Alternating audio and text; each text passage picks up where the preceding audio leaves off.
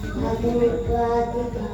Kuat tiga yaitu tanda wakaf Subhanallah. Nah, lagi sah umat lagi lagi. Berdiri di salah satu tempat dengan berhenti di dua tempat. Yaitu tanda wakaf lazim, artinya harus berhenti.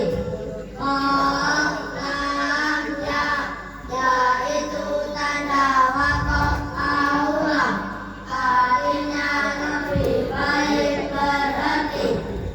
Jim, yaitu tanda wakaf mujawaz, artinya boleh berhenti atau terus. Sodalam, yaitu tanda wakaf hadis, artinya boleh berhenti namun lebih baik terus.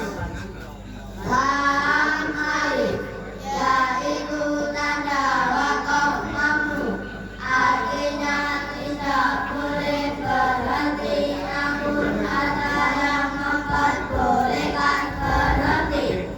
Sadaqallahul adzim.